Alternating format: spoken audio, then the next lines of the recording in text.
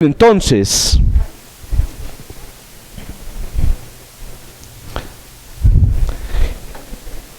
continuamos. Entonces vamos a hablar, después de haber hecho este recorrido por los telescopios, desde los telescopios aficionados o pequeños hasta los telescopios profesionales. Vamos a hablar ahora de otro aspecto de la observación astronómica que tiene que ver con otros instrumentos, pero también con maneras especiales de usar esos mismos instrumentos. La mayoría de las cosas que hay aquí, lamentablemente, todavía están en el orden de la astronomía que hacen los profesionales, la gente que tiene grande instrumentación, pero cada vez hay más aficionados y cada vez la gente está pudiendo acceder a algunas de las técnicas y la tecnología que vamos a mencionar. ¿Para qué hablamos de esto en este curso? El propósito fundamental es entender las limitaciones y también digamos, el origen de la información que utilizamos los astrónomos para conocer el universo, para conocer, por ejemplo, las estrellas. El caso, digamos, más importante de lo que vamos a mencionar hoy es el caso de la espectroscopía, que es posiblemente la herramienta más importante para digamos, develar los secretos del universo que existe en el momento. Bueno, muy bien, entonces lo primero que tenemos que lograr es que pase la presentación. Vamos a mirar.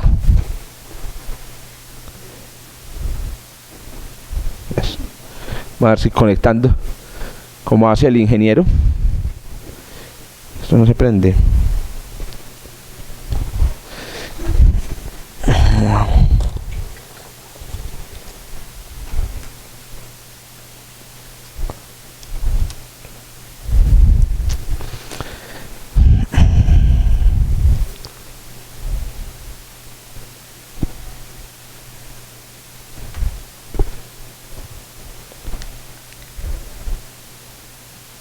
Vamos a ver si es un error aquí del software.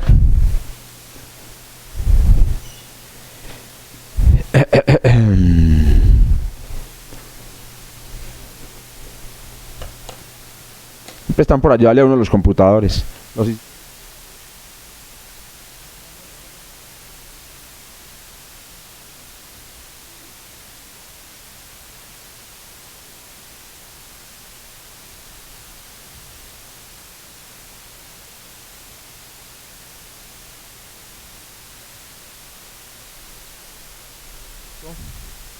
Y le doy a avanzar.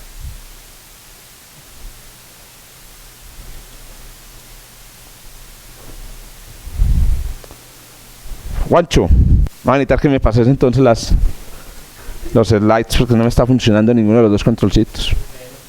¿Cómo? Pueden ser pilitas, pero entonces no tengo aquí también tampoco a la mano pilas. Entonces, ¿me podría hacer el favor ahí de...?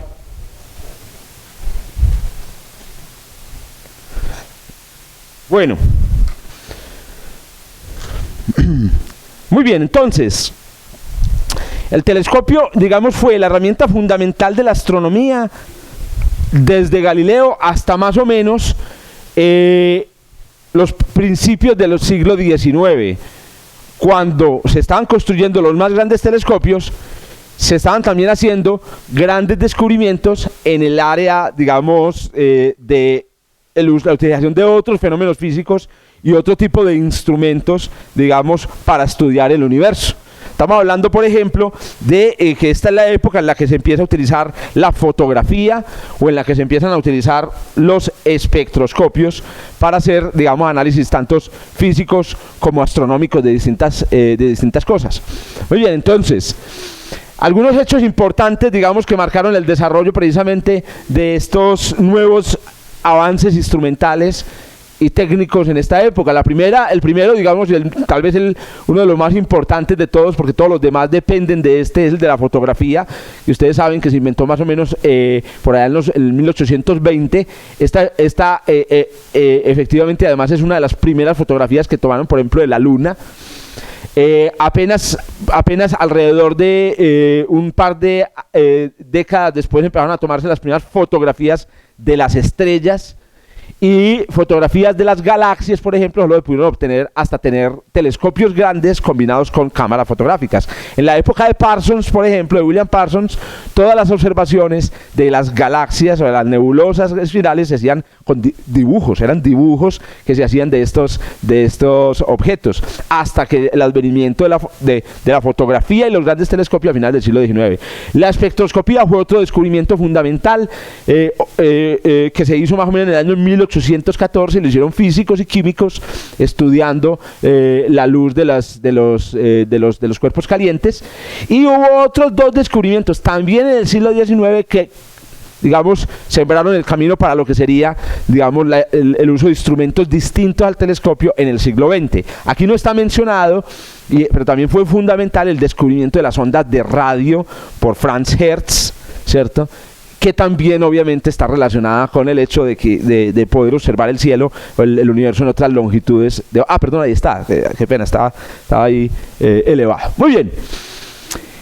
Entonces, primera fotografía, aquí tengo un errorcito de fecha como el del documental, 1839, tenemos las primeras fotografías de los objetos celestes. ¿Cuál es la idea de la fotografía? La fotografía entonces es la técnica por excelencia, digamos, que acompaña a la astronomía. La idea esencialmente es la de registrar la luz, la cantidad de luz que llega de un objeto en una imagen, y obviamente la distribución de esa luz sobre la superficie de la imagen.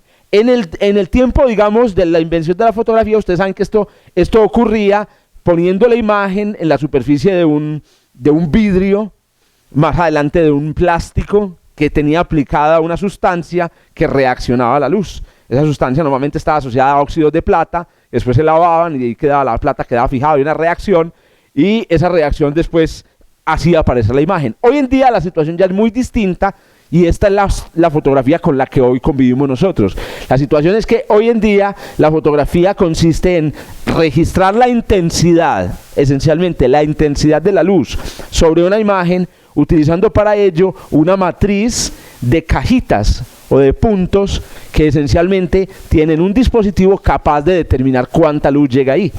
Ese dispositivo normalmente son fototransistores, son dispositivos electrónicos microscópicos que ante una cierta cantidad de luz, ellos responden con una cierta cantidad de corriente eléctrica. Y la respuesta es normalmente lineal, o sea, si usted le aplica el doble de luz, ellos dan el doble de corriente eléctrica o el doble de electrones. Entonces, con un dispositivo capaz de contar cuántos electrones o cuánta corriente eléctrica se produjo en cada una de esas cajitas, usted puede registrar la distribución de luz sobre una imagen. Sigamos. Entonces, esencialmente hoy en día la fotografía ya no es un asunto de registrar formas sobre una superficie, sobre un vidrio, sino de registrar luz. Entonces, ya no se habla esencialmente hoy en día de hacer fotografía como registrar figuras, sino de hacer lo que también se le llama fotometría. Entonces, esencialmente una cámara digital, una cámara electrónica moderna, es un fotómetro, es un medidor de la cantidad de luz que llega a el plano, al foco del telescopio. Esto es importante entenderlo porque entonces a veces uno no le da valor o piensa que las cámaras se utilizan solo para registrar figuras muy bonitas en astronomía, pero no, las cámaras se utilizan para muchas otras cosas, y la fotometría es fundamental porque, por ejemplo, en el caso de las estrellas no hay imágenes, no hay figuras, usted no ve cosas bonitas. Usted sabe que una imagen de la estrella en una fotografía tiene estos picos que se deben a qué fenómeno físico. ¿Por qué son estos picos? El fenómeno de la difracción, el que produce estos picos. Usted cuando fotografía una estrella no le interesan esos picos, porque usted sabe que esos picos son de mentiras, se produjeron fue por un fenómeno físico. ¿Qué es lo que le interesa a usted? ¿Cuánta luz llegó de la estrella? En la fotografía clásica, usted tenía que tomar la imagen y ver el manchón que producía la estrella y ver el manchón que producían estrellas cercanas, y más o menos decir, bueno, si este dejó un manchón de tal tamaño y este un manchón de la mitad, entonces más o menos cuánta luz trae esta más que esta. Y eso es muy berraco. Hoy en día no. Hoy en día una cámara electrónica cuenta cuánta luz llegó de la estrella. Usted puede contar cuánta luz, y eso es lo que a usted le permite hacer una medida del brillo o de cualquier otra variable.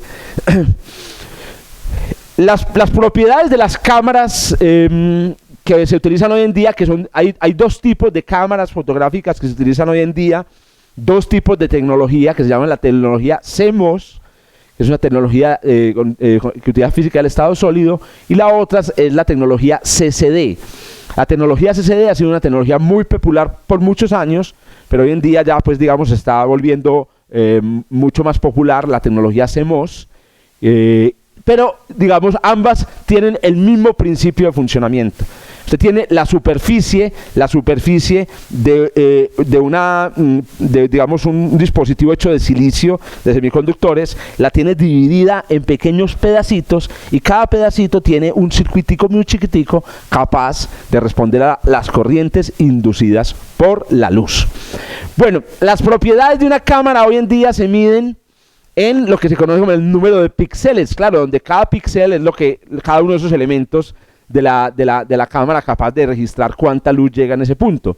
El número de píxeles se calcula o se sabe sabiendo qué tan ancha y qué tan alta es la matriz. Como la cámara es una matriz de un número de filas, un número de columnas, de cajitas, entonces usted sabe qué tan ancha y qué tan alto, usted puede saber cuántos píxeles tiene. Este es el ejemplo, por ejemplo, de la cámara de CCD que utiliza el telescopio espacial Hubble, la verdadera cámara de CCD, que tiene un ancho de 4096 píxeles por un alto de 2048 píxeles, por lo tanto la cámara CCD del Hubble tiene 8 megapíxeles. Para que no se vengan ustedes pues aquí a decir que es que yo necesito una cámara de 27 megapíxeles para estar contento en el matrimonio, porque es que uno tomar fotos con una cámara de 4 megapíxeles, no jodas. El telescopio espacial más importante de la historia tiene camaritas de menos de 10 megapíxeles, la cámara es de menos de 10 megapíxeles. Es que no se necesita, sí se necesita si usted pudiera, digamos, si usted necesitara registrar detalles muy pequeños, pero es que ya sabemos que registrar detalles muy pequeños en astronomía es muy difícil. Digamos que si usted va a fotografiar una flor con una cámara de 20 megapíxeles, lo contamos la vez pasada, usted va a poder tomar esa foto y ampliarla y tal vez llegar a ver hasta estructuras en los pétalos de la flor. ¿Qué pasa en astronomía? En astronomía, en la sesión pasada, habíamos dicho que en la superficie de este sensor, que no tiene en las cámaras que nosotros usamos, no tiene más de 1 centímetro, pero que en cámaras profesionales puede llegar a tener 3 centímetros, y en el caso de algunas cámaras, creo que aquí tengo una imagen, se las voy a mostrar, cámaras profesionales ya utilizadas por telescopios profesionales, el sensor es de este tamaño. Ya no es un solo sensor, sino lo que llaman pero se llama un mosaico, una cámara mosaico. Y es que cogen muchas SDs y las pegan unas al lado de la otra y forman un mosaico de este tamaño. Son las cámaras más grandes del mundo, pero las típicas tienen unos centímetros. Nosotros habíamos calculado cuál era el campo en ángulos que cabía dentro de un sensor. Pues bien, llegó la hora de hacer un cálculo aún más interesante. Como la cámara lo que hace es medir la cantidad de luz en cada punto de la imagen, nos interesa saber cada punto de la imagen qué parte del cielo o de qué tamaño, qué tan del cielo recoge luz. Obviamente no la recoge de un punto. Entonces miren el cálculo en este caso. Si yo tengo una cámara que tiene píxeles de 6 micrómetros, que es un tamaño muy respetable de píxel, el tamaño de los píxeles, cuando vayan a comprar una cámara para astronomía, usted tiene que empezar preguntando ese tipo de cosas. Bueno, ¿qué resolución tiene la cámara? Listo, la cámara tiene 10 megapíxeles, listo. ¿Qué tamaño tiene? O sea, ¿cuáles son las dimensiones del chip? ¿Cuántos píxeles por cuántos píxeles tiene? Y todo para calcular este número. Entonces miren, si usted tiene una cámara de 6 micrómetros por píxel y tiene un telescopio de 20 metros, estamos hablando de un telescopio profesional, el Keck, el campo por cada píxel es el tamaño del píxel entre la longitud focal. Entonces aquí podemos hacer la cuenta y la podemos hacer utilizando cálculos servilleteros. No me voy a detener los detalles, ustedes ya son muy buenos para esto. Y el resultado es, miren, cada píxel de una cámara en un telescopio profesional recoge alrededor de 60 milisegundos de arco. Pero en un telescopio aficionado las cosas son un poco más complicadas. Tamaño normal de una cámara CCD comprada por internet, tamaño del píxel. Vamos a hacer en este caso para un telescopio aficionado. A ver. Listo, entonces dejemos telescopio aficionado. Entonces vamos a comprar una cámara para telescopio aficionado. Listo. Cuando uno habla de comprar una cámara para telescopio aficionado, tiene dos opciones. Comprar una cámara CCD, que son unas camaritas que vienen sin objetivos, una cajita. La cajita tiene una abertura y ahí se ve el chip. Inclusive usted no debe hablar delante del chip, porque el chip es... No, porque claro, las babitas le caen encima del chip. El chip está expuesto. En una cámara normal, el chip está protegido por toda una cosa. Entonces usted puede comprar la cámara CCD, la venden a color y en blanco y negro, o usted puede comprar una camarita web, que se está convirtiendo en una tendencia poderosa. Porque resulta que hoy en día la idea es, usted compra una cámara web, la cámara web le registra una secuencia de imágenes y con un software especial, de todas las imágenes que usted obtiene, un software escoge la mejor, o escoge las mejores, las promedia y produce unas imágenes como las que vemos por ahí. Entonces, ¿qué cámara va a escoger usted? Digamos que usted coge una cámara CCD normal. Digamos que esa cámara CCD tiene un píxel de 6 micrómetros, ¿correcto? Listo, ¿cuál es la longitud focal de su telescopio? Un telescopio de aficionado típico, como los que hicieron para la tarea, ¿qué longitud focal tiene? ¿Cuánto? ¿1 metro? ¿2 metros? 1 metro, pongámosle por ejemplo 1000 milímetros o 1 metro. Entonces la pregunta es, ¿cuál es el campo de cada píxel? Qué pena pues aquí de Juan David. El campo por píxel entonces será igual a 6 micrómetros, 6 por 10 a la menos 6 metros, dividido el tamaño que es 1 metro. 1 metro, esto es 1000 milímetros, 1 metro, y esto nos va a dar entonces un campo por píxel de 6 por 10 a la menos 6, pero esto está en radianes. Entonces, como están radianes, yo tengo que multiplicar por 60 para que nos dé en grados.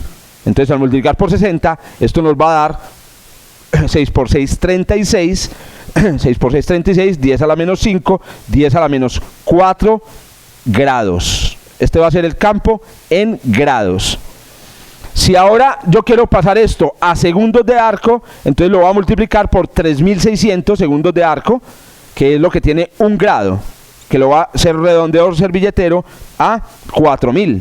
Entonces lo que yo obtengo aquí es que en segundos de arco, 4 por 4, 16, lo voy a redondear a 2, 10 a la menos 4, 10 a la menos 3, todas 10 a la menos 1, pero esto va a ser...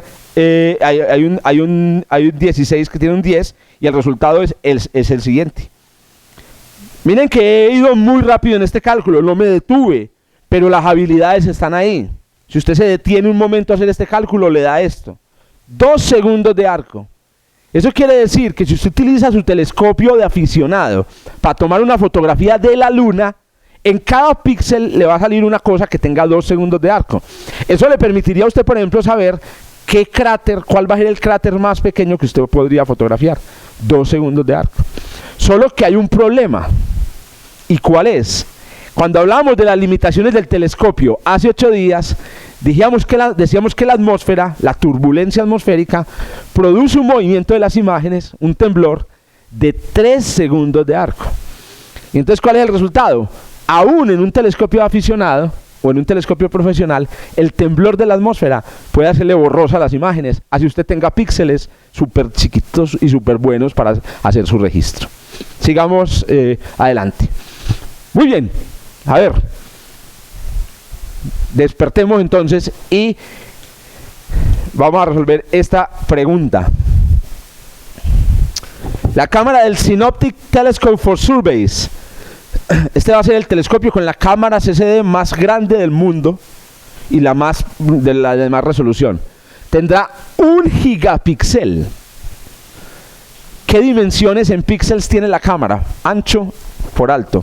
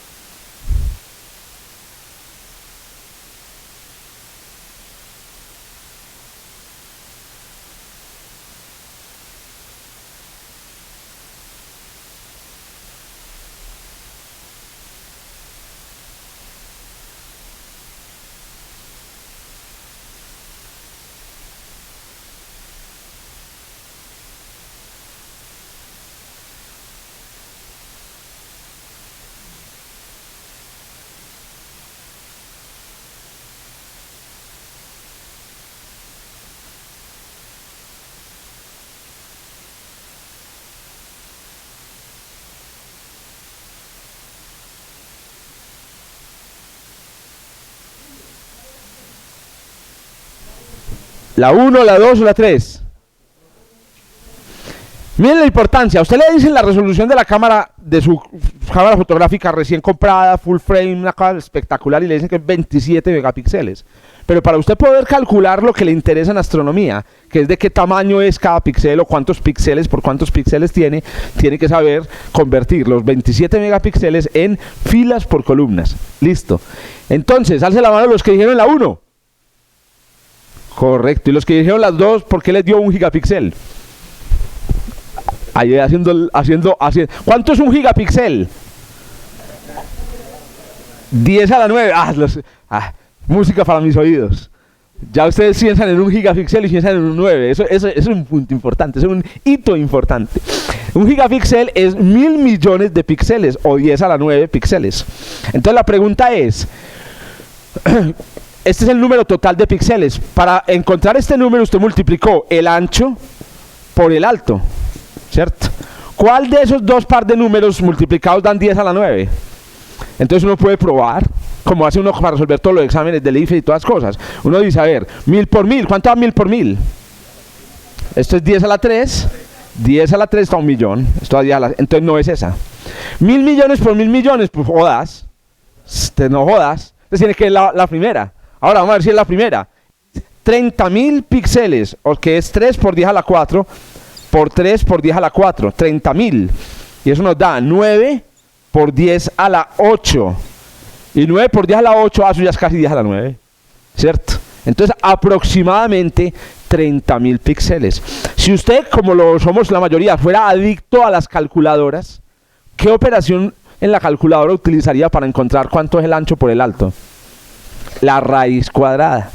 Entonces, la tarea obligatoria no calificable es que van a llegar a la casa, van a buscar la cámara de la casa, coger el número de megapíxeles y van a decir cuántos píxeles por cuántos píxeles, aplicando una raíz cuadrada. Me imagino que todos saben sacar raíz cuadrada con la mente también. Raíz cuadrada de 220, ¿cierto? Todos, no, jodas. Nos la enseñan, se la enseñan a nuestros hijos. Y bueno, a mi hija nunca le enseñaron la raíz cuadrada, por suerte, pero a mí sí me enseñaron a sacar una raíz cuadrada que obviamente olvidé. Por suerte también. Dale. Muy bien. Hay un problema con las cámaras SDs que no es un problema realmente, es solo un problema para el que está acostumbrado a ver fotografía a colores, y es que las cámaras no son a color. Las cámaras en astronomía no son a color. ¿Cuál es la razón de ello? Las cámaras a color de los sensores comerciales se hicieron así para que uno le pueda ver el color al vestido de las damas de honor del matrimonio, ¿cierto? Para que le salga bien bonito el color salmón o el color amarillo del vestido. Pero ¿qué sucede? Sucede que es que todos sabemos de qué color es el vestido de una dama, digamos, si usted toma una fotografía y el amarillo le queda como un ocre, usted dice, bueno, esa cámara, ¿qué le pasa? Pero si usted en astronomía toma la fotografía de una nebulosa y obtiene el color de la cámara, que le da la cámara, y usted no sabe qué color es la nebulosa, usted no puede corregir ni decir nada. Entonces, ¿cuál es el problema? El problema es que los colores de las cámaras en astronomía te pueden trucar el verdadero color del objeto. Y en astronomía el color, como vamos a ver, es muy serio. El color es la medida de la temperatura del objeto y usted no o de la composición de la nube, y usted no puede ir obteniendo un ocre cuando es amarillo, porque entonces se equivoca por 5000 grados Kelvin. Entonces, ¿cuál es el resultado? No, a mí denme el color que es.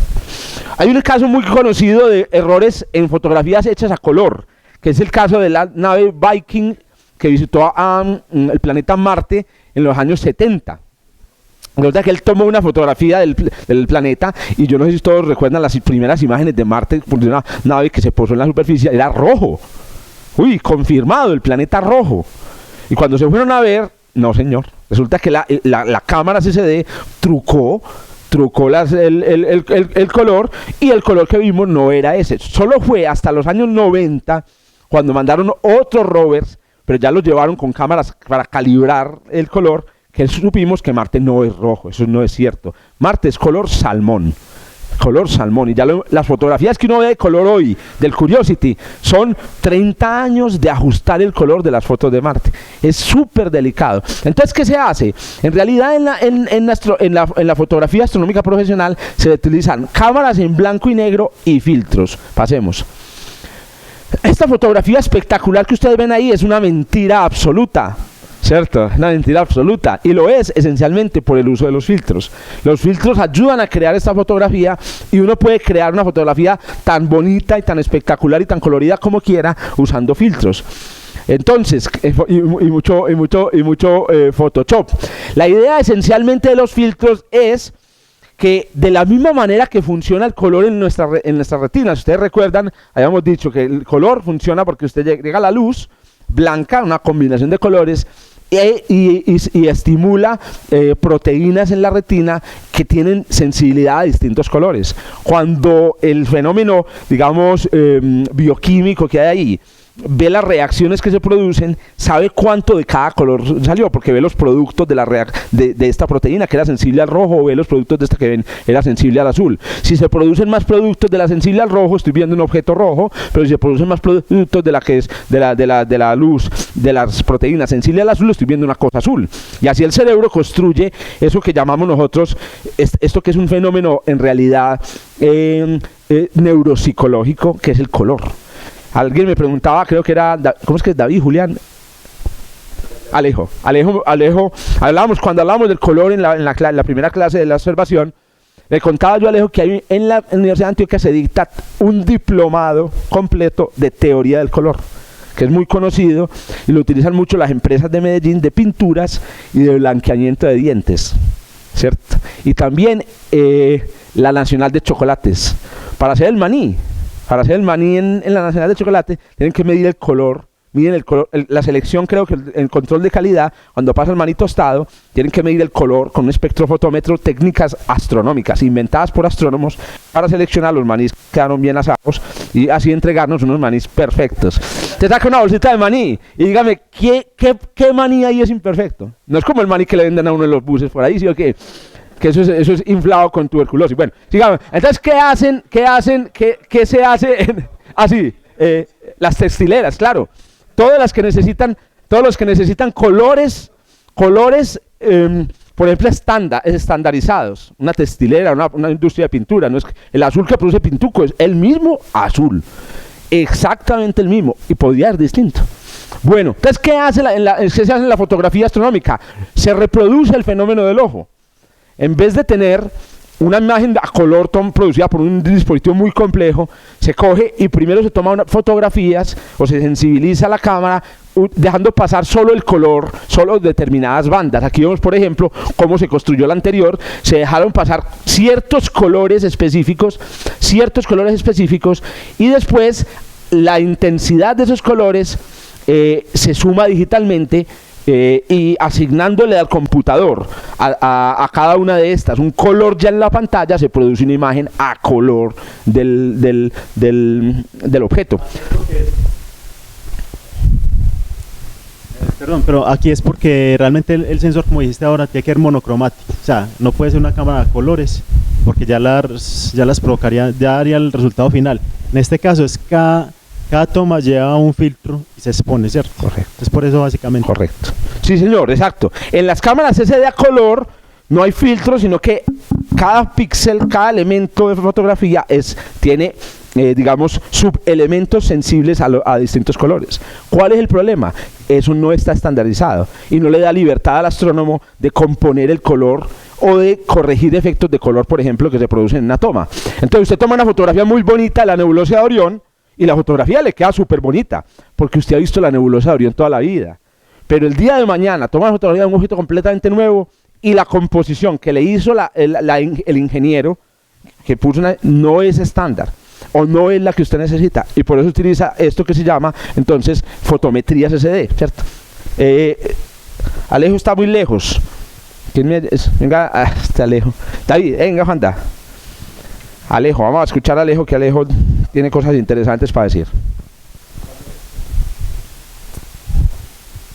Entonces la fotografía ya es todo un arte, ya no es todo un arte, es toda una técnica muy sofisticada. Alejo. Entonces la pregunta mía iría en este sentido. Si dejamos ese sensor sin la capacidad de percibir el color en el lente, cuando uno convierte estas imágenes a color, uno no está corriendo el estándar, lo que sea que pueda ser estándar, del objetivo al ojo humano, a la percepción que tenga la persona, porque si la persona, por ejemplo, en el caso de mi papá que es daltónico, podría decir, no, que él confunde completamente los colores, y asignar los colores podría ser efectivamente un problema mucho más grande que tenerlo sobre el Claro. Juanda, vení, déjale darle hold y ahorita pasamos el micrófono ahí ¿cómo es que es? ¿Cómo es que llama el juego cuando está uno chiquito? Tingo, eso. A ver, una de las cosas que busca esta técnica de fotometría multicolor es, digamos, cuantificar el color de forma lo más objetiva posible. Lo que vos estás mencionando es ya el producto final que se le muestra a la gente, incluso que los astrónomos ven. Eso es lo menos importante en esta técnica. O sea, vos lo que necesitas es cuantificar el color. Inclusive, vos podés tener el valor del color al final y nunca haber visto una imagen a color. Lo que buscamos aquí es encontrar un valor del color cuantificable y asociado a propiedades físicas verdaderas. Ahí voy a mostrarles que para hacer un color cuantificable y estandarizado se utilizan un conjunto de filtros que todo el mundo tiene en el planeta. Si usted tiene un telescopio profesional, si usted tiene un telescopio serio y quiere hacer fotometría multicolor, que se hace, por ejemplo, para determinar la edad de cúmulos, para estudiar las propiedades de estrellas variables, hay muchos aficionados que ya están haciendo esto muy seriamente, usted tiene que conseguir exactamente los filtros del color correcto. Hay un sistema fotométrico, hay un sistema de filtros estándar que definen, digamos, para poder hacer medidas del color. Repito, y para aclarar también lo que muy acertadamente aclara Alejo, aquí, claro, se producirían unos sesgos a la hora de ver la imagen, pero en este caso no nos interesa tanto la producción del color. Bueno, muy bien, a ver, pregunta de 30 segundos.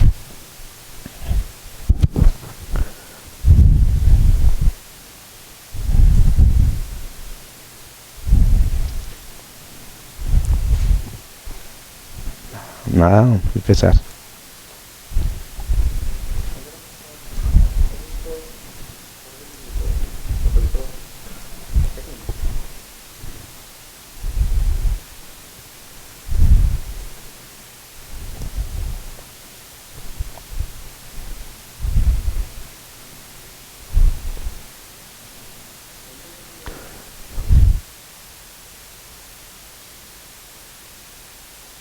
Una estrella azul con un juego de filtros, ¿con qué filtro se ve de mayor brillo? ¿El azul, el rojo o con todo se ve de igual brillo? Ese es el principio de la fotometría multicolor. Usted toma una fotografía en blanco y negro, pero con filtro. Y en un campo en donde haya estrellas, las azules se van a ver más brillantes con el filtro azul y las rojas con el filtro rojo. Y eso es lo que usted quiere encontrar en astronomía. ¿Cuáles son las azules y cuáles son las rojas? Y miren que usted no tiene que poner el ojo, ni tener una cámara fotográfica, una cámara CCD a color. La cámara del Hubble no es a color. ¡Ah! No ustedes, sino te va y le dice eso a su mamá, ¿cierto? Le dice a su tía, vea tía, hasta el Hubble tiene cámara a blanco y negro, hermano, ¿cierto? Hasta el Hubble. Y entonces es que sorprende, ¿cómo así? Si yo hasta en mi celular de 5 pesos tengo una cámara a color. Es que en este caso no estamos buscando formar imágenes bonitas, aunque las imágenes bonitas las hacen los artistas de manera muy bacana, sino medir el color, cuantificar el color. Vamos a volver en las próximas sesiones sobre cuál es el número que le asociamos al color después de que uno toma una fotografía. Hay un número, hay un 0.7. El color, por ejemplo, del Sol es 0.52. El color, por ejemplo, de una estrella como Sirio es menos 1.2. Y ese número, después lo vamos a conectar con la temperatura, la edad de Sirio, y ya con ese número, por ejemplo, ese número les voy a dar una formulita para que si a usted le dan ese número, usted saque la temperatura en la superficie de la estrella, con un numerito medido con 2 filtros. Lo que le da también un poder muy, muy bacano a alguien que tenga un telescopio y un juego de filtros y una cámara CCD de blanco y negro. Yo les puedo asegurar en este momento que si por ejemplo, Pablo está interesado en la astrofotografía y yo le dijera, no, vamos a hacer fotometría multicolor, Pablo en este momento podría estar haciendo con sus instrumentos los diagramas de evolución de cúmulos estelares en el cielo, comprándonos un jueguito de filtros y midiendo las temperaturas. Estaría midiendo las temperaturas. Sí. Bueno, la otra técnica de gran importancia en la astronomía es la espectrografía. Se la llama espectrografía originalmente porque lo que se trataba era de fotografiar los espectros. Ustedes saben que el espectro forma cuando se hace pasar la luz que viene de una estrella o de un planeta o del Sol a través de un medio que llaman dispersivo. Un medio dispersivo es cualquiera que tenga que desvíen los colores en distinta intensidad. Por la geometría del prisma que maximiza la dispersión, se han utilizado, digamos, tradicionalmente prismas para esto, pero en realidad usted puede hacer un espectro con un vidrio, por ejemplo. Se puede hacer un espectro con un vidrio, se puede hacer un espectro con una gota de agua. Es más, un arco iris, tomen nota de eso, es el espectro del sol en el cielo. Mira el espectro del sol, y la gente lo mira, man, ¿qué? No es que un arco iris, no, que yo estoy viendo ahí las líneas de Fraunhofer. Bueno, entonces resulta que miren cómo se ve un espectro, una espectrografía en un telescopio. Es las mismas estrellas, pero coloridas. Lo que pasa es que nosotros estamos acostumbrados a ver el espectro como una banda. Y la razón de la banda es, ya la voy a mencionar. Hoy en día los espectrógrafos ya no utilizan prismas. Eso ya quedó en el pasado. Inclusive espectrógrafos baraticos ya utilizan una cosa que se llaman rejillas de difracción, que utilizan la difracción para producir la descomposición de los colores. La difracción, estas rejillas tienen un gran poder de difracción, un gran poder de separación, y por eso son muy utilizadas. A los que les gusta comprar pendejadas en Amazon, desde camisetas hasta llaveros, yo soy de los que soy así, les recomiendo buscarse un espectrógrafo. Usted busca espectrógrafo educativo y vale $5 y le mandan en $5 un espectrógrafo para ver las líneas espectrales del sol. Muy bonito. Yo no lo tengo porque no. Listo, lo voy a comprar, Muy bien, sigamos. Una característica que tiene el espectrógrafo, los espectrógrafos, digamos, que se utilizan actualmente, es que, claro, si usted toma una fotografía con un prisma o haciendo pasar la luz de la foto antes de llegar al detector por una rejilla de difracción, entonces todos los colores en la superficie del detector, todos los objetos van a quedar coloridos. Pero ¿qué pasa si usted tiene muchas estrellas en un campo? Entonces, para usted poder tomar el espectro a una sola estrella, lo que se hace es que se pone adelante del detector adelante del detector una franjita, una rayita, y esa rayita usted la acomoda en el campo de visión sobre la estrella a la que le quiere tomar el espectro. Si lo que le está tomando a usted es el espectro de una estrella, entonces eso va a producir en el sensor, solamente va a producir un arco iris, el arco iris de esa estrella. Ahora bien, pero si lo que tiene es el sol, entonces la franjita le va a producir un arco iris, donde el arco iris va a ser una versión en cada color de esa rayita de sol. Por eso es que vemos todos los espectros como una cosa rectangular. Cada uno de los colores que aparecen en los espectros es una rayita del objeto que estamos observando. Sigamos adelante. ¿Cómo se cuantifica? Porque acuérdense, en la astronomía, en la ciencia, no todos son cualidades. No, sí, el espectro es para descomponer la luz, eso es para hacer un arco iris. Esa es la versión cualitativa. ¿Cuál es la versión cuantitativa? Resulta que cuando usted con un prisma descompone, o con un vidrio, con una gota de agua, descompone la luz del sol, usted se da cuenta de que el sol, al descomponer la luz del sol, lo que usted ve, digamos, en el piso, es un arco iris continuo. Pero resulta que en realidad, de ese arco iris continuo significa que están todos los colores. A nosotros nos han dicho toda la vida, en el sol, en la luz del sol están todos los colores. Eso es falso. Falso. La luz del sol no contiene todos los colores. Y no contiene todos los colores porque, por un fenómeno físico que ocurre en la superficie del sol, algunos gases se quedan con colores para ellos. Por ejemplo, el sodio, que aquí en la Tierra lo utilizan para hacer lámparas de alumbrado público y que le gusta emitir luz amarilla, en el sol, el sodio se queda con la luz amarilla. El amarillo sodio, que todos lo conocen, el amarillo sodio, no lo conocen, el amarillo pollito, el amarillo sodio, que es un amarillo como ocre, es un amarillo que no llega del sol. Si usted quisiera coger ese amarillo, no vendría con el sol. ¿Cuál es el problema? El problema es que el amarillo sodio se confunde entre todos los amarillos. Entonces en el arco iris usted ve todos los amarillos, pero es porque se confunde. Para hacer espectrografía en la astronomía tenemos que ver todos los colores, porque los que faltan, es que son los que faltan, los colores que faltan son los que nos dicen de qué está hecha la atmósfera de Júpiter. Esos son los que nos dicen, digamos, si estamos viendo es una estrella de neutrones, una enana blanca. La información importante en los espectros, curiosamente, no es lo que hay, sino lo que falta. Para lograr eso es necesario que en el espectro, que en el arco iris que se forma, cada color ocupe una franjita lo más delgadita posible. Esencialmente lo que pasa con un prisma es que cada color se roba espacio del color vecino. Entonces se forma ahí un arco iris, pero es una cosa. Miren todos los colores apretados en una franjita así de chiquita. Claro, todos se roban con todos. En los espectrógrafos de gran poder, lo que se busca es que el ancho de la línea sea lo más delgadito posible. Y para ello se utiliza un parámetro que se llama el poder de resolución del espectrógrafo o el espectrómetro.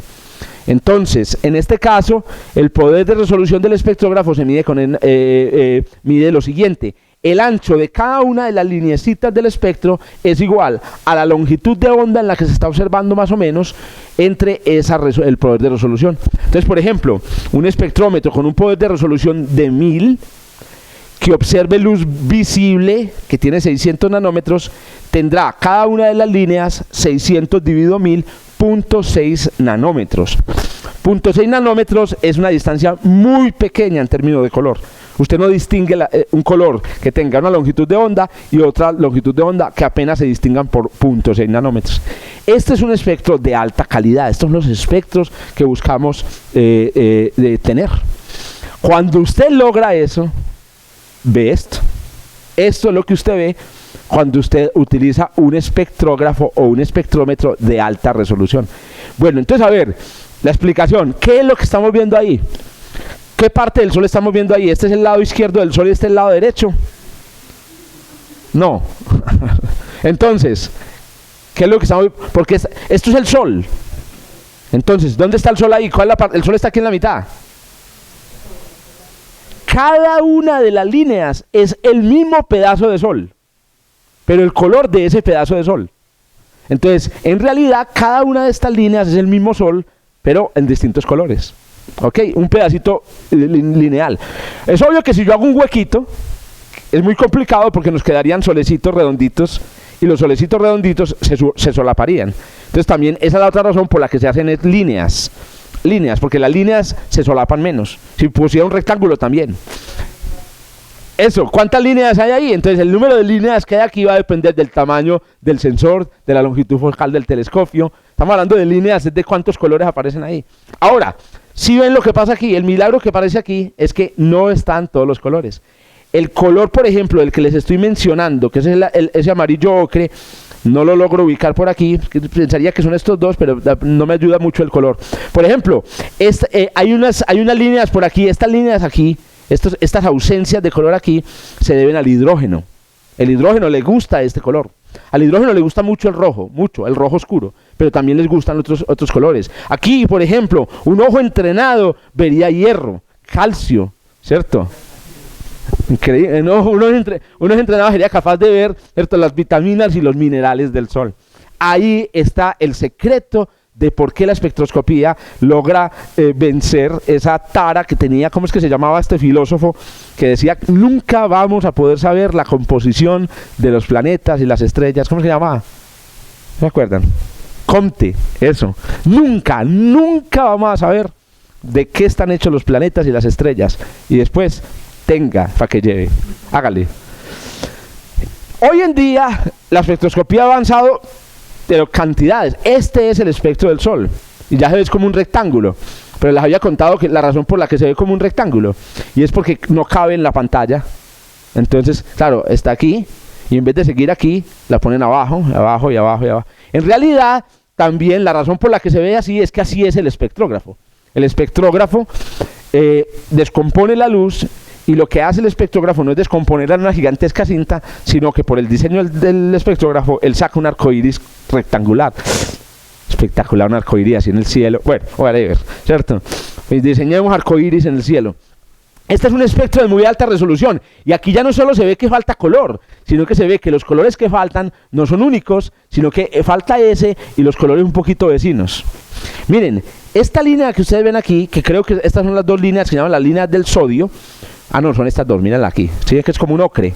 Este sodio, ¿sí se les parece? No, este que hay aquí es el sodio. Y este que hay aquí, miren el tamaño, ese es hidrógeno. Esta línea que hay aquí, el grosor, el ancho de esa línea, nos dice la densidad del Sol.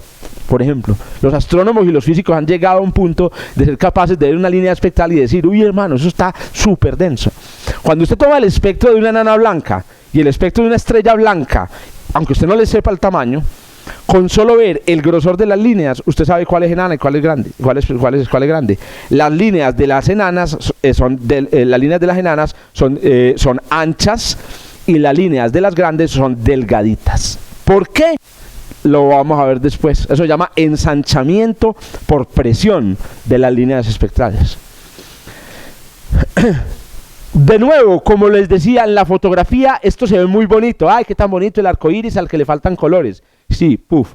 En la astronomía ya no es tanto ver la fotografía bonita del arco iris, sino medir cuánta luz. Entonces, cuando a usted le muestran un espectro, hoy en día le muestran es una curva, ¿cierto? Como la que le muestran a uno por ahí cuando le hacen pruebas de drogas, ¿cierto? Cuando están mirando si uno tiene drogas, entonces marihuana, cocaína, ¿cierto? Así, estos son los espectros. En ese caso ya creo que son espectros de emisión y absorción de las moléculas, que es lo mismo, con moléculas, con sus orines, perdón, pues es una analogía muy maluca, sus orines los vaporizan y los excitan para que emitan o absorban luz infrarroja, y con eso hacen un espectro y saben la composición de su orina. Entonces, este diagrama que hay aquí no es otra cosa que esto convertido en cuánta intensidad llegó en cada una de estas posiciones. ¿Cómo se ve una línea de absorción?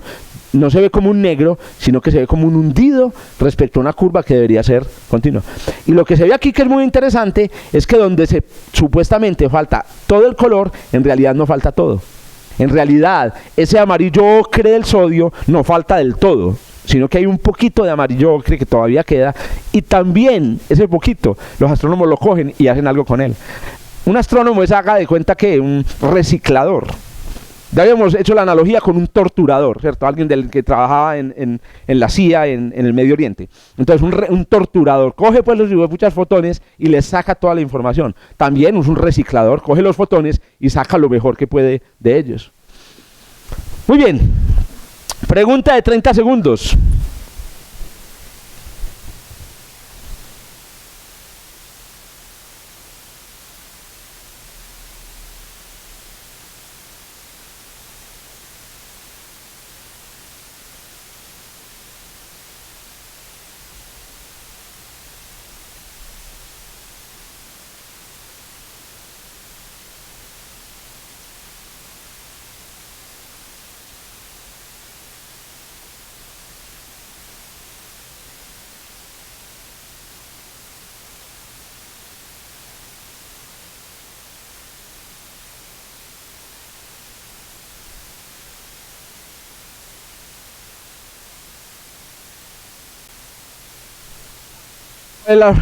¿Qué es lo que mide la resolución de un espectrómetro?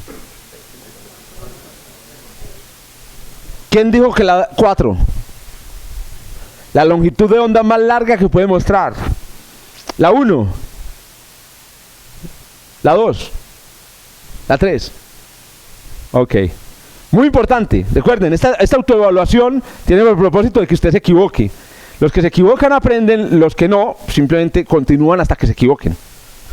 Entonces, por favor, es la capacidad que tiene para separar los colores. ¿Por qué? No es la longitud de onda más corta que puede mostrar. Si fuera la longitud de onda más corta que podría mostrar, es decir, es la pregunta, ¿el espectrómetro me puede mostrar hasta el violeta o solamente me muestra hasta el azul? No es que tantos colores pueda mostrar, perdón, no es que tanto color hacia el azul o hacia el rojo puede mostrar, sino que es en un determinado punto qué capacidad tiene para separarme los colores, que los colores aparezcan como diferentes. Entonces, felicitaciones a los que se equivocaron. Muy bien. ¿Puedo tener yo un espectrógrafo si soy un aficionado en mi casa? ¿Puedo irme yo para mi casa y comprar un espectrómetro y hacer, claro que sí. Hoy en día cada vez es más fácil, y si a Pablo o a Luis Fernando les diera la reverenda gana, podrían empezar el día de mañana a hacer espectrofotometría. ¿Para qué? Si a mí lo que me gusta es mandar fotos por correo electrónico, ¿cierto? Y a mí lo que me gusta es tener mi casa llena de fotografías impresas y a mí lo que me gusta es el reto de sacarle la foto a las turbulencias en la atmósfera de Júpiter, porque eso es básicamente lo que anima al astrofotógrafo, pues ya que voy a hablar por Pablo, que Pablo no tiene el micrófono, y es cada día lograr retos más difíciles. O sea, ¿cómo hago yo para sacar esto? Pero si uno quisiera, por ejemplo, podría hacer espectrofotometría y podría hacer cosas fantásticas con la espectrofotometría. Por ejemplo, podría estudiar estrellas variables, medir campos magnéticos en el Sol, porque resulta que con los espectros, una línea espectral, un átomo que absorbe la luz que viene del centro del Sol, un átomo de sodio, la absorbe de una manera. Pero si usted al átomo del sodio le aplica un campo magnético, la estructura del átomo se modifica y hace que el átomo ya no absorba el ocre, sino que absorba dos colores uno al lado del otro. Entonces, cuando uno ve el espectro del Sol en el centro de una mancha, no ve una línea, sino dos.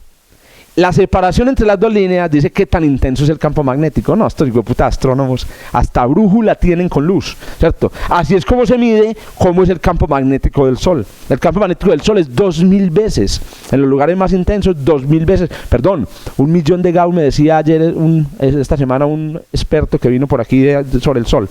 Hasta 1.000.000 de Gauss, que significan aproximadamente 2 millones de veces más intenso que el campo magnético de la Tierra. Y aún así no es tan intenso como el campo magnético, por ejemplo, de un aparato de resonancia magnética nuclear. O sea, no lo hacen entrar sin nada. O sea, no puede entrar con metales, ni queda con unos cordones, con una decoración en metal. No, nada. O sea, cero metales en el aula, en el salón, porque resulta que los magnetos que utiliza el aparato no son, digamos, de cualquiera. Son magnetos de un poder comparable al máximo campo magnético en la superficie del Sol.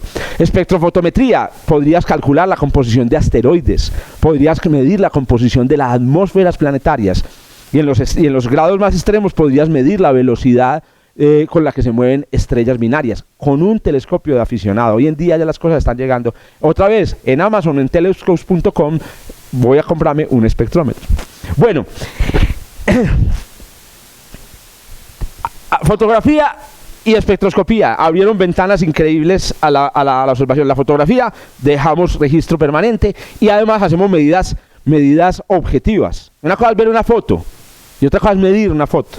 Una cosa es ver una cara en una foto y otra cosa es lo que ve la CIA en una cara, ¿cierto? Puta, ¿no?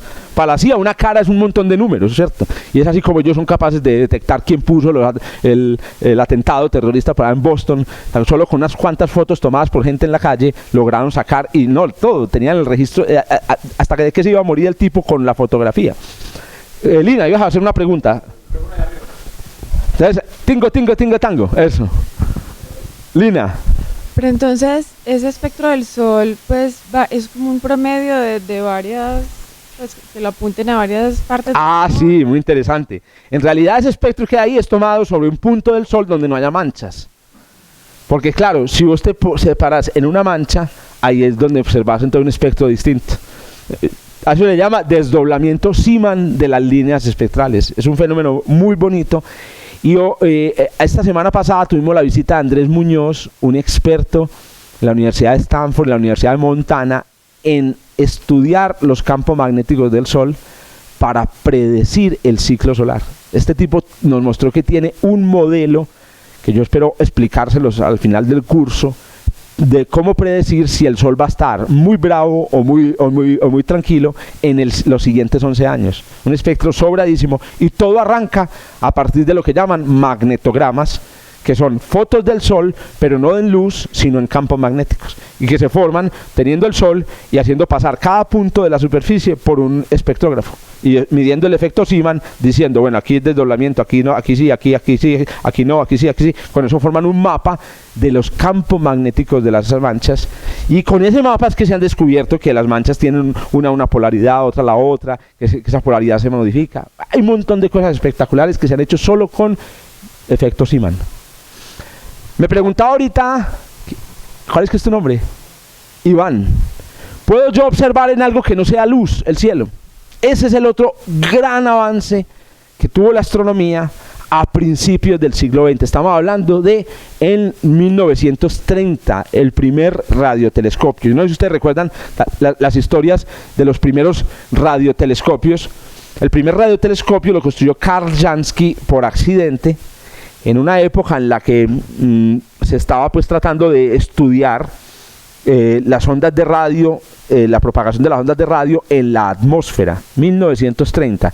Entonces él tenía un radiotelescopio, una antena muy grande que funcionaba sobre ruedas, y observó que la antena recibía un ruido permanente. Eso es muy típico. Yo no sé si alguien aquí es radioaficionado.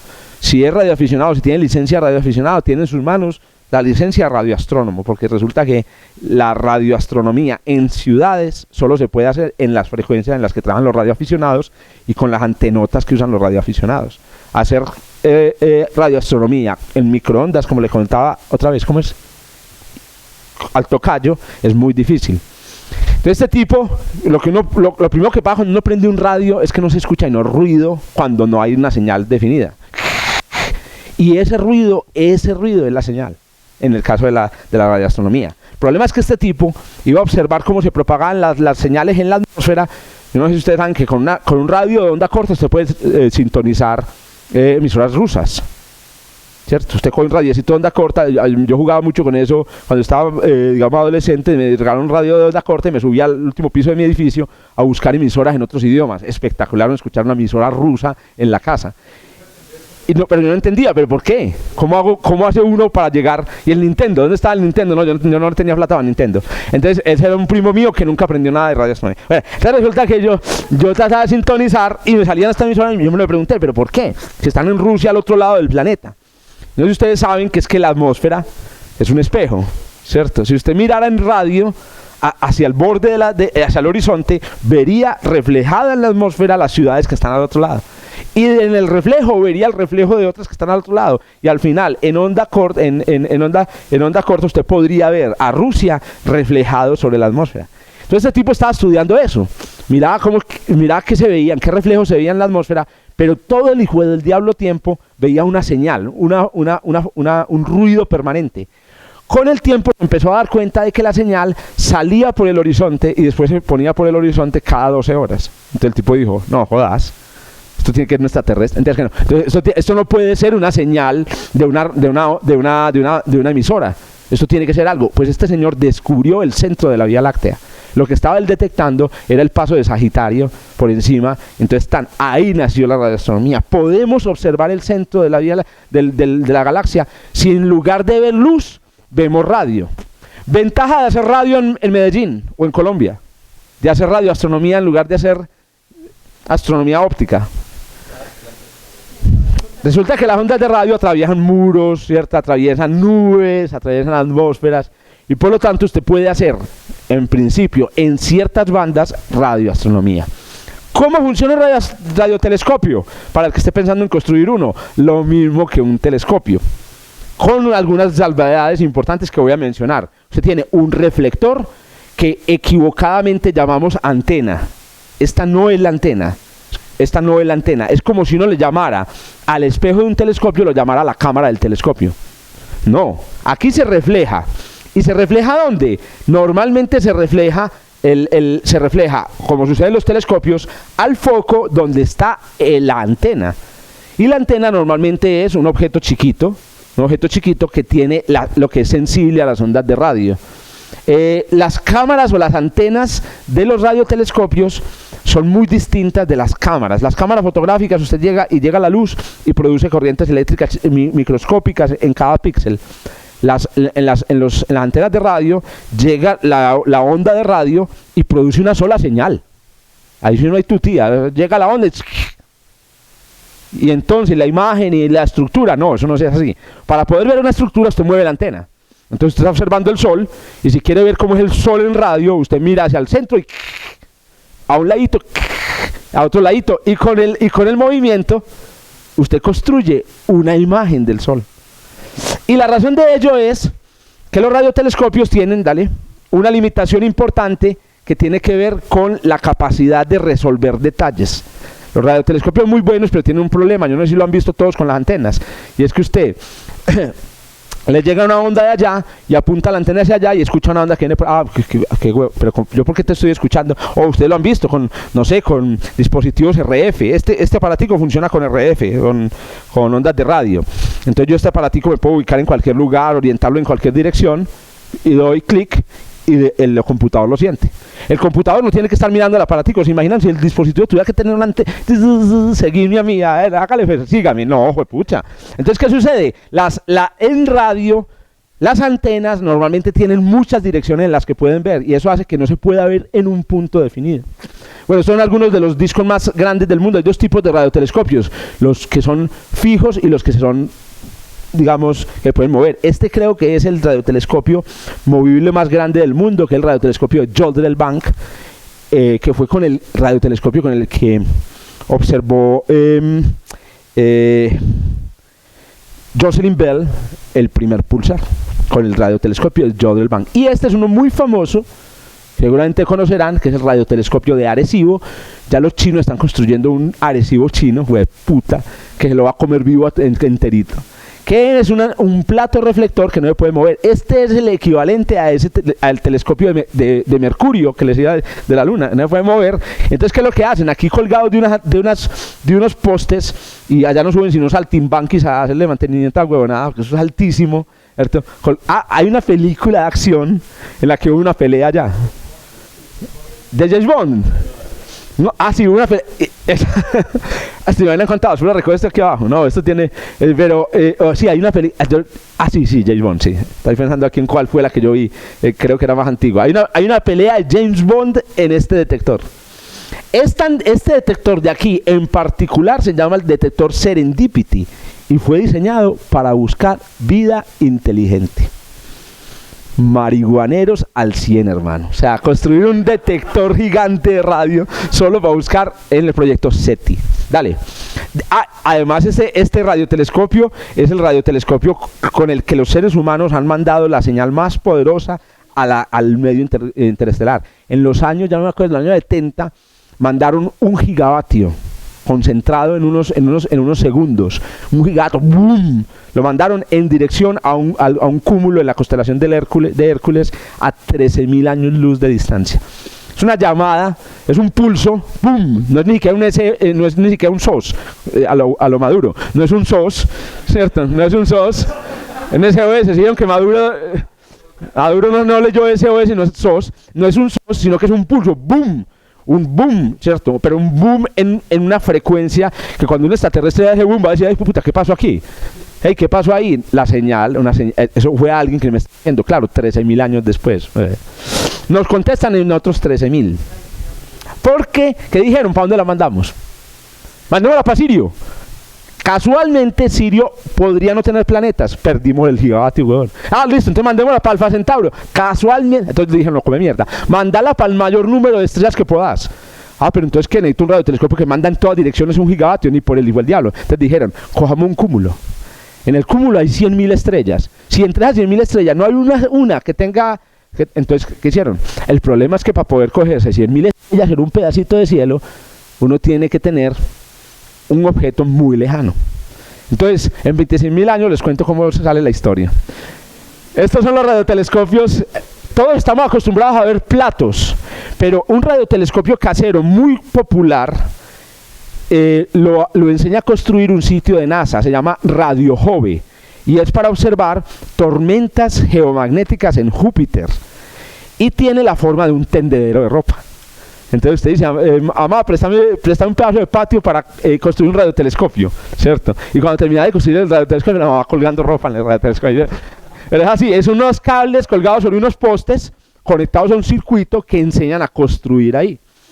Entonces los radiotelescopios no tienen, digamos, no tienen que ser necesariamente platos. ¿Lo habían visto alguna vez? Sí, este es muy famoso. En los años 60 ya se habían lanzado los primeros satélites. Este ya se utilizaba para seguir satélites, y estos dos son los tipos a los que le entregaron el radiotelescopio que no les servía a los ingenieros. Vea, si quieren una huevonada, que eso ya no nos ayuda a nosotros. Y se ganaron un premio Nobel. Bueno, María, les regalaron un premio. Esto era, como digo yo, una antena que venía con premio Nobel por dentro. Bueno, esta es una antena muy famosa. Esta es la antena de Jansky. ¿cierto? Si usted sabe de radio, construir un radiotelescopio es relativamente sencillo. Dale. No todos son platos. El problema de la radioastronomía, para los que piensan hacer radioastronomía, es que uno mira para un lado y ve para todos. Miren el problema es la resolución. Hace 8 días yo les había dado una fórmula que le dice a usted por difracción cuánto se riega la luz. Y la fórmula nos definía lo que llamábamos el poder de resolución. Nosotros decíamos, claro, la luz llega y debería formar una estrella puntual, pero como la luz se riega cuando pasa a través de los huecos, la luz se riega, entonces en realidad no es un punto, sino que se riega por un tamaño angular dado.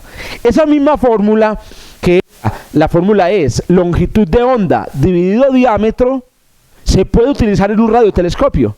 Y por ejemplo en este caso, si trabajamos en 20 centímetros de longitud de onda, que es la longitud de onda con la que trabajan nuestros celulares, eso es muy interesante, o en realidad la longitud de onda de los celulares, sí, más o menos, bueno, mentiras que no, puede ser 10 centímetros, ese trabaja con 2 gigahertz o 2.9 gigahertz, esto es variable.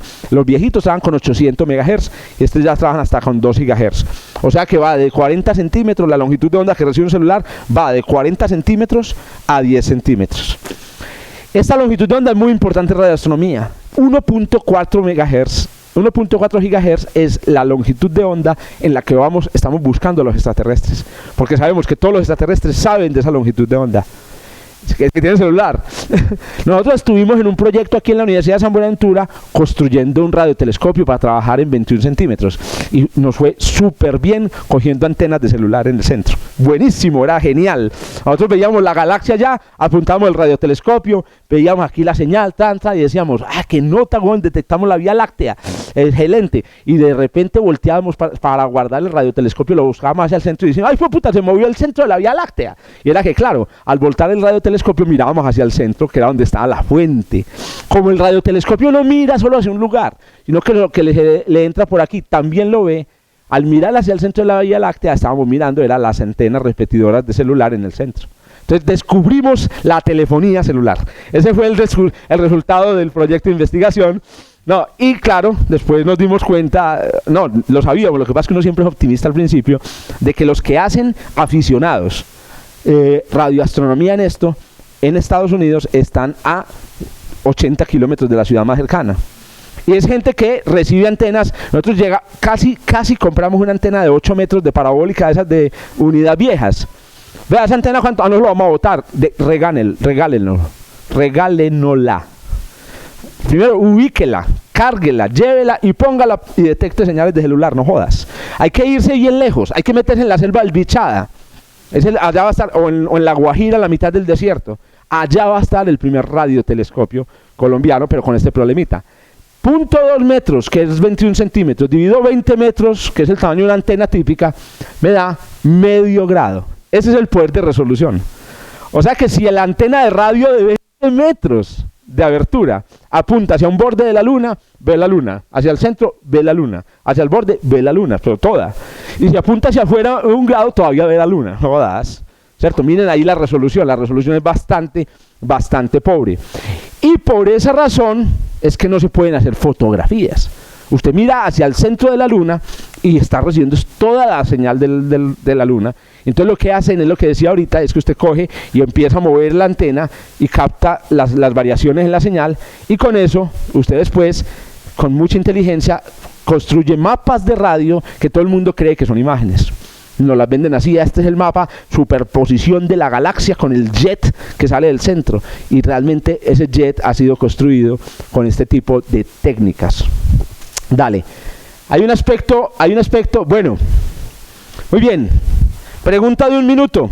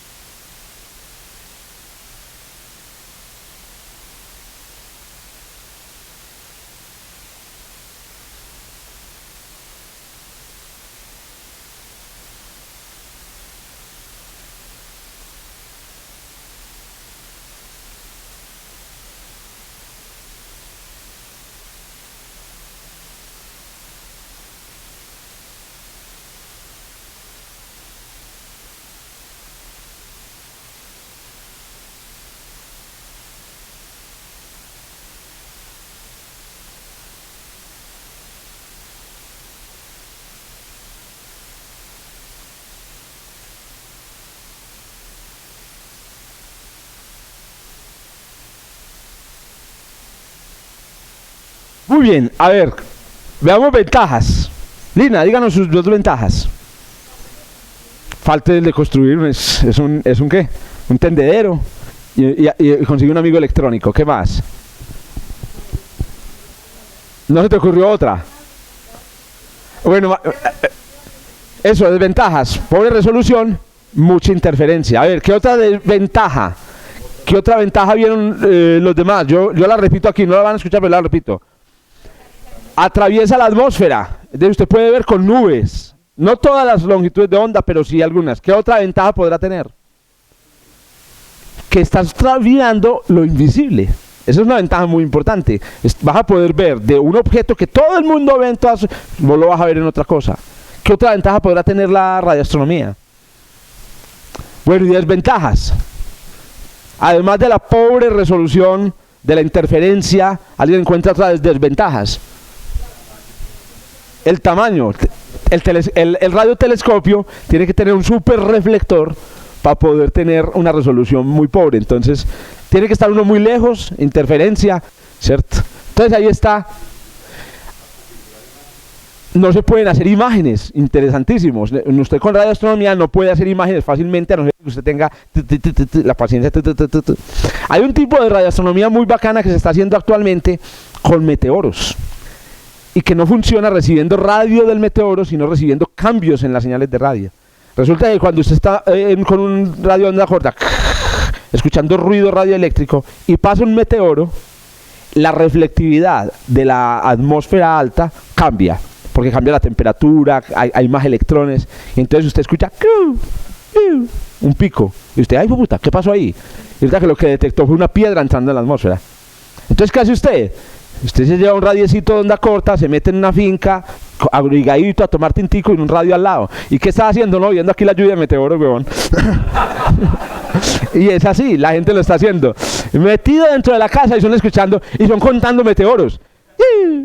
Ay, 27 meteoros por hora. Y los otros allá afuera cagados del susto, bregando, ay, ya vi uno. No, pero ya, ay, cuando mira para allá ya no vio el otro. Entonces, ventajas. La radio, mirar para todas partes al mismo tiempo. Eventos que requieran, por ejemplo, recoger señales, muchas señales. El sol, ya he visto, ya están saliendo software para radioaficionados. Las mismas antenas que utilizan para hablar pendejadas con gente en otro lado del mundo, las utilizan para hacerle seguimiento a la actividad solar. Ocurre un destello solar y ellos la detectan. Entonces ellos están vigilando el clima espacial. Y eso se puede hacer, es barato, lo que pasa es que uno tiene que tener licencia de radioaficionado, o sea, ser muy desocupado. Así que más adelante, hoy en día ser muy desocupado. Bueno, vamos redondeando con otro par de técnicas que ya son menores, pero que nos han ido dando cosas interesantes. Curiosidades, por ejemplo, no solo se observa en radio, también se puede observar en el ultravioleta.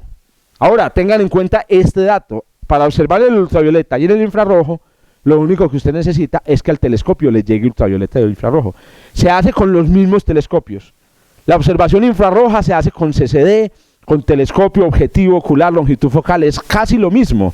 Pero el problema es el siguiente: cuando usted está en el piso, en la superficie de la Tierra, la luz infrarroja se queda en la atmósfera, porque el agua absorbe la luz infrarroja.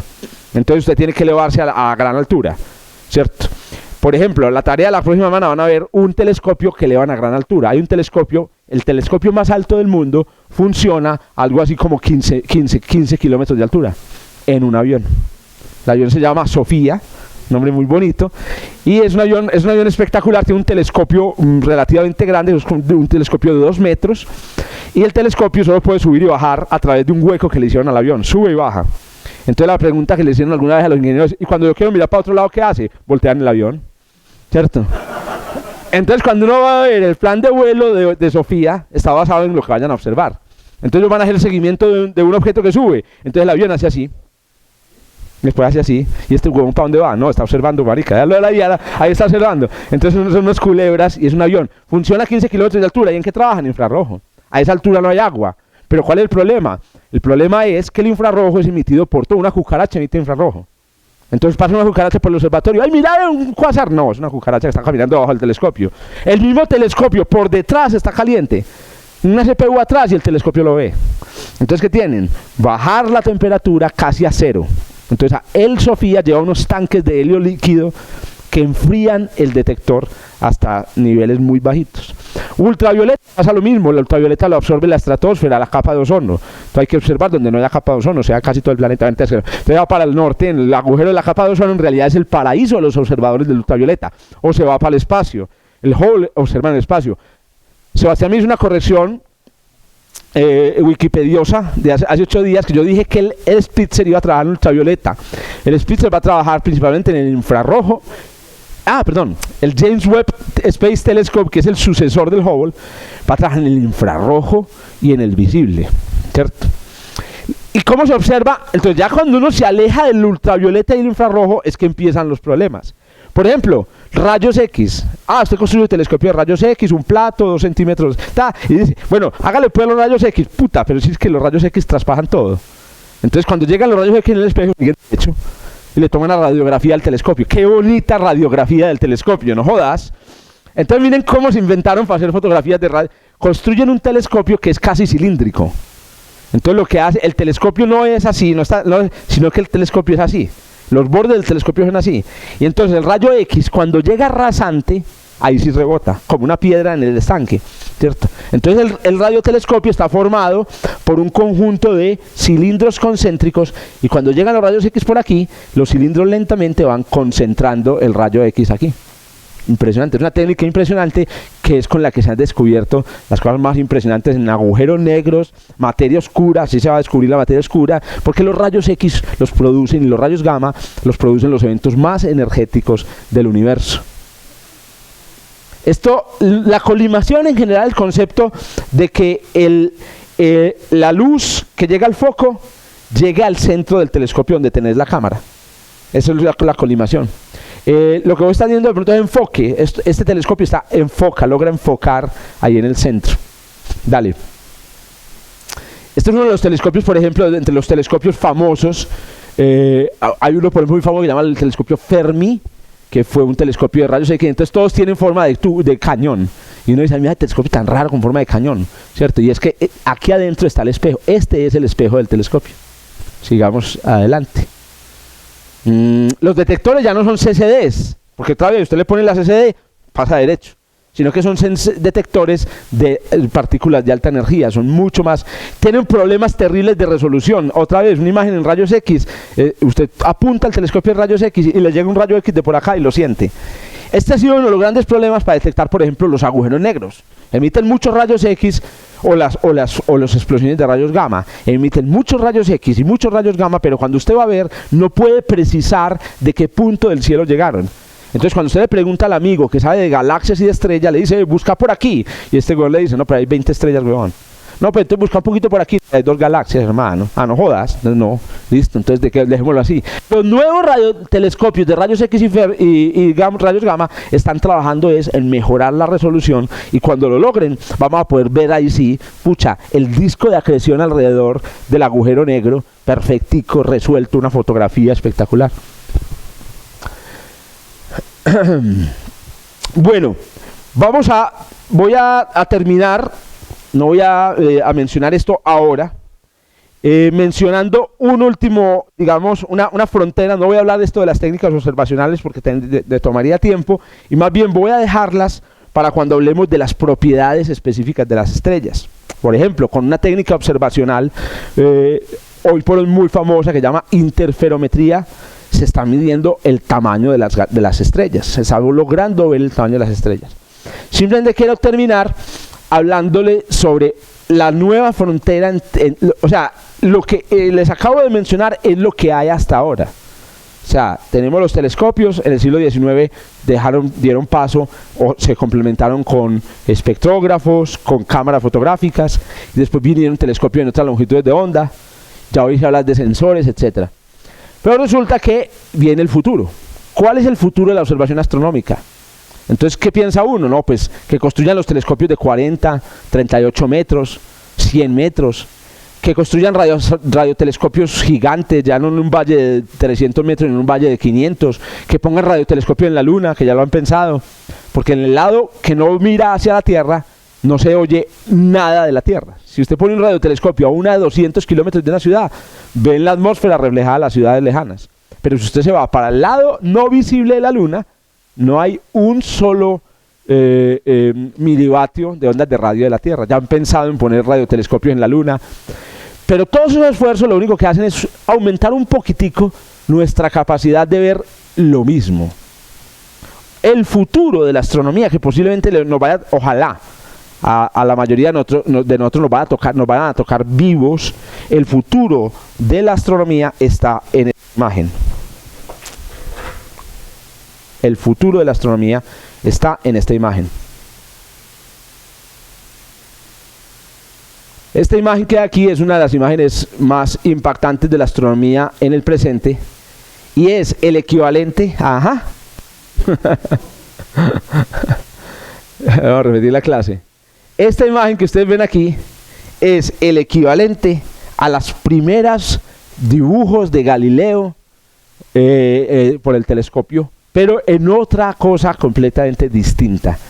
Esto que ustedes están viendo ahí es la primera imagen del Sol hecha con neutrinos.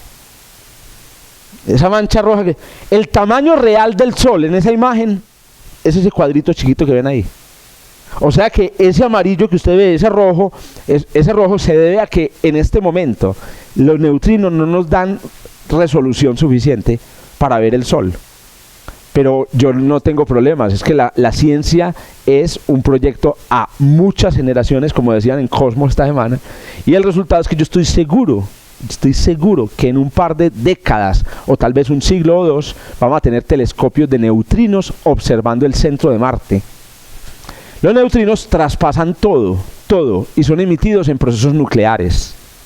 Todo lo que tenga algo nuclear por dentro, emite neutrinos, incluyendo los reactores nucleares. Se hacen muchos experimentos con reactores nucleares. El LHC produce neutrinos. Las estrellas son las fuentes más poderosas de neutrinos. El universo primitivo. Hay un fondo cósmico de neutrinos. Cuando podamos ver los neutrinos, vamos a ver las cosas que no hemos podido ver. Esta en realidad se considera como la primera imagen del centro del Sol. La primera imagen directa del centro del Sol. La única prueba que tenemos de que el Sol tiene reacciones de fusión nuclear fue esta imagen. Cuéntame, Sebas. Así, voy a repetir la pregunta aquí, pues, y les pido entonces que, como no puedo poner la presentación donde va, qué pena, pues ahí es por utilizar este software gratuito. Yo siempre he dicho que el software gratuito, hermano. Sí, no, es que lo deja uno, no, cuidado, pues. No, el software en OpenOffice, no sé por qué no me abren donde voy. Los detectores de neutrinos son increíbles. No utilizan lentes y espejos, porque es que no estamos hablando de ondas electromagnéticas, no estamos hablando tampoco de fotones, estamos hablando de una nueva generación de cosas. Los niños que hoy se van a formar como astrónomos ya no van a tener esa idea de que todo es lentes y espejos. No, aquí ya no. Un telescopio de neutrinos, telescopio así literalmente, es un tanque que contiene 100.000 toneladas de agua, que está ubicado a 2 kilómetros de profundidad en una mina en Japón. Se llama Super Kamiokande. Esta es una mina, ya no recuerdo de qué. El caso es que hay una cámara de la mina de la que sacaron ya todo el mineral y quedó vacía. Entonces llegaron unos marihuanos y le dijeron: yo sé para qué sirve esa mina. ¿Y qué hicieron? Le metieron 100.000 toneladas de agua y ponen alrededor de toda la piscina unas cámaras fotográficas. Cada cámara de estas es un bulbo de ese tamaño que cuesta $5.000 la unidad, y eso está recubierto por, creo que alrededor de 10.000 de esos. ¡Tran! ¿Y qué sucede? Sucede lo siguiente. Lo estoy controlando aquí a mano porque sucede lo siguiente. Resulta que cuando un neutrino entra dentro de la cámara, el neutrino es muy difícil de detectar, pero de vez en cuando un neutrino es detectado. Golpea un neutrón o un protón en los átomos de oxígeno e hidrógeno de la cámara, y al golpearlo produce en el proceso, crea una partícula, un electrón, que tiene la misma energía que traía el neutrino. Y los neutrinos traen una energía inmensa, que son de reacciones nucleares. Cuando el electrón sale disparado, con la energía inmensa del neutrino, viaja a una velocidad cercana a la velocidad de la luz. Resulta que dentro del agua, cuando usted va a una velocidad cercana a la velocidad de la luz, pasa lo mismo que cuando un avión viaja a una velocidad cercana a la velocidad o a la velocidad del sonido en el ¿qué pasa? El avión normalmente va volando y no ve el avión volar, pero si el avión va a una velocidad cercana o más alta que la velocidad del sonido, el avión produce un estruendo sónico. Entonces ustedes el avión, ve, está bonito el avión, ¡pum! Tímpanos, adiós. ¿Cierto? Ventanas de la casa, adiós. El estruendo sónico producido por los electrones que producen los neutrinos es un estruendo de luz verde y luz azul. Y entonces lo que hacen los detectores es que ellos están así viendo en oscuridad absoluta y de repente ¡pum! Ven un estallido. Otro estallido. Y los físicos cogen la secuencia de prendidas de las cámaras y construyen la trayectoria del electrón y con eso la proyectan hacia la esfera celeste y dicen, ve, el neutrino viene de allá. Ahora, como las cámaras son gigantes y el neutrino no pueden detectar exactamente por dónde pasó el neutrino, dicen, ¿de allá o de allá? No sé. Ese es el problema ahora, pero no es problema. Llegar al momento en el que podamos detectar con resolución de 1 segundo de arco la llegada del neutrino, y en ese momento vamos a poder decir de qué peca del Sol viene el neutrino. Y así entonces vamos a construir imágenes en neutrinos de una estrella. Si usted le toma una fotografía en neutrinos a Betelgeuse, por ejemplo, podría saber cuándo va a explotar. Usted podría decir, bueno, en este momento está produciendo tantos neutrinos, va a explotar ese día. Entonces prepárense porque ya viene la próxima supernova galáctica, ya la tenemos. Si usted pudiera detectar neutrinos, podría ver cuándo el universo tenía 1 segundo de edad. Llegar neutrinos, en este momento aquí en la Tierra están llegando neutrinos que se fueron producidos en el universo cuando tenían 1 segundo. Nadie los puede detectar. Nadie ha sido capaz de cogerlos, maricas. Aquí están estos hijueputas. Ahí están esos hijueputas, pero nadie ha podido coger el primero. Cuando los cojan y los torturen, van a soltar la verdad sobre el Big Bang. La verdad sobre el Big Bang. Bueno. Entonces, a la astronomía de neutrinos se la llama astronomía no gravitacional con lentes astronomía no gravitacional, no electromagnética, porque es una astronomía que no funciona con ondas electromagnéticas. Y el segundo horizonte que estamos viendo a décadas en el futuro es el horizonte de otras ondas, pero no las ondas electromagnéticas, sino las ondas gravitacionales, ondas de gravedad. Entonces, de la misma manera que las ondas, la luz es una ola en la fuerza eléctrica y magnética que hay en este salón. O sea, ¿qué es la luz? Aquí hay fuerzas eléctricas y magnéticas en el salón, y la luz es una ola en las fuerzas. De la misma manera, en este salón hay gravedad y se pueden crear olas de gravedad.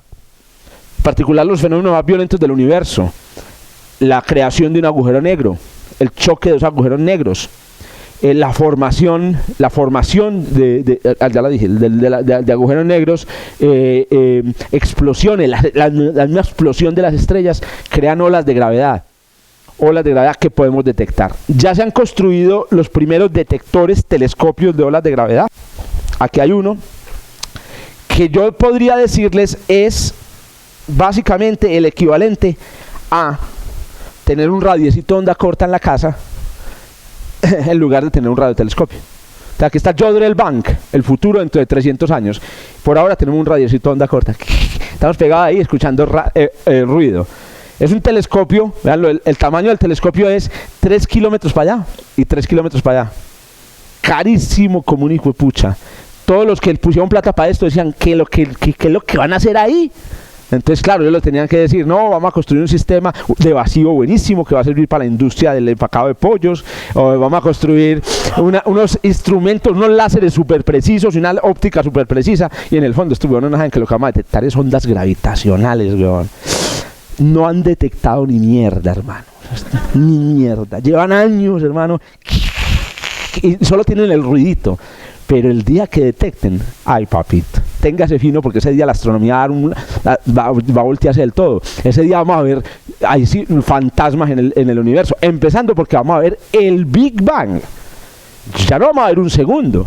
Con luz vemos 300.000 años cuando el universo tenía 3.000 años, con luz.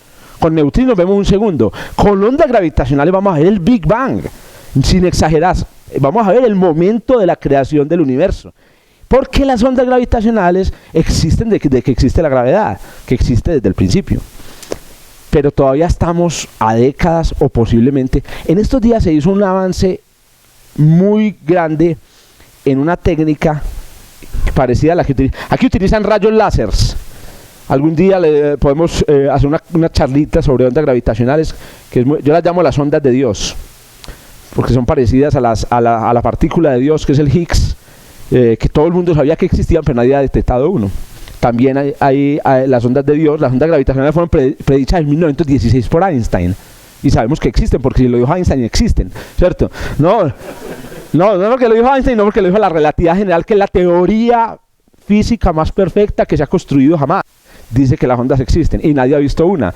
Existen, pero nadie ha visto una. Y es donde le dicen a uno, y usted no es que este no es que es un positivista, pues. Bueno, resulta que acaban de hacer un desarrollo reciente en física en donde convierten este brazo de 2 kilómetros en un brazo de 1 milímetro. De 1 milímetro. Resulta que el nuevo telescopio que están pensando estos vergajos marihuaneros que hicieron esto es un telescopio de ondas gravitacionales del tamaño de la órbita de la Tierra. Y entonces le están diciendo a los de la NASA, ¿por qué no construyen un telescopio que vaya desde aquí? Este huevón tan grande, ¿cómo te va a construir? Del tamaño del sistema solar, pues, qué ambicioso. Encontraron un nuevo avance en donde pueden construirlo de unos metros. En vez de utilizar láseres, utilizan láseres de luz, utilizan láseres de átomos. Y entonces, ¿qué pasó? Bueno. Y entonces, el día que pongamos en práctica eso, claro, el que lo dijo, yo le construyo eso de aquí a pasado mañana, hijo de puta. Todos sabemos que eso mismo dijo Galileo, yo le construyo un telescopio ahí de 2 metros para ir en unos 8 días. Y bueno, se demoraron 3 siglos en construirlo. Entonces, posiblemente, nadie sabe, ustedes saben cómo funcionan las cosas. Hace 10 años no existía Facebook, solo cojan esa referencia. Hace 10 años no existía Facebook y hoy Facebook es el país más grande del mundo. Entonces resulta que lo mismo, no sabemos si en el lapso de 2 años podamos dar un brinco tan grande que los telescopios, los radiotelescopios se vuelvan historia del pasado. Ahora todo lo hacemos con ondas gravitacionales. Salió antier otra noticia. Las ondas gravitacionales podrían no detectarse directamente. Resulta que como las ondas gravitacionales son gravedad y la gravedad afecta a la luz, la gravedad pudo haber afectado la luz del universo temprano. Y parece, están a punto de hacer un anuncio los de la Universidad de Harvard, parece que ya detectaron las primeras huellas de las ondas gravitacionales en la radiación de fondo cosmológico. Y eso va a implicar otra revolución científica, porque no es que hayamos detectado las ondas, pero les vimos los pasos a las hijueputas. Entonces, hasta que no las detectemos no vamos a estar felices, pero ya verle las huellas a las ondas gravitacionales en la radiación de fondo es ya empezar a asomarnos al Big Bang. Ya es una asomada directa al Big Bang, va a ser revolucionario, y es un anuncio que se va a hacer en estas semanas. Pónganle ojo, paren bola, porque ya lo anunciaron, ya dijeron, Harvard, el Centro de Astrofísica de Harvard va a anunciar algo muy importante en los próximos días. Sí, señor, pero ojo, aquí entre nos, que no terminan poniéndonos petardos aquí en el diploma, ¿cierto? Tarea. En sentido, sí, relativo. Bueno, por lo débiles. La dificultad de detectarlas, voy a repetir la pregunta, pero no podemos seguir así, estoy desjuiciado, Jorge Zuluaga. La dificultad de detectarlas, todos queremos escuchar tu armoniosa voz.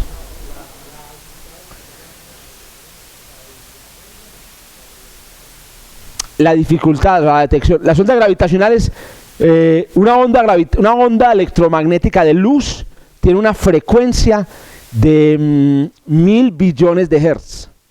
1000 billones. Las ondas de radio, a lo sumo 1000 hertz, 1 kilohertz. Una onda gravitacional tiene una frecuencia de 1 hertz. Y las interesantes es de 1 millonésima de hertz. ¿Qué significa 1 millonésima de hertz? Que la onda llega y 3 días después vuelve y llega el otro. Entonces hay un problema de la longitud de onda, que es súper larga. Una onda gravitacional podría tener la longitud de onda de toda la galaxia. Las ondas gravitacionales del Big Bang podrían ser del tamaño de la galaxia, y tenemos que detectarlas. Y lo que yo estoy diciendo es, soy optimista, no me va a tocar a mí ni a mis nietos, las van a detectar estos hijueputas, con lo que han hecho. Acuérdate pues que esto no va a caer en el error de Compton, nunca se van a detectar las ondas gravitacionales, a los 8 días las detectamos, ¿y qué? Entonces, ahora ¿quién es el filósofo positivista? Entonces resulta que la longitud de onda, y lo otro, la amplitud. Cuando la onda gravitacional llega al instrumento, hace oscilar las cosas con un tamaño que es la quinta parte de un protón.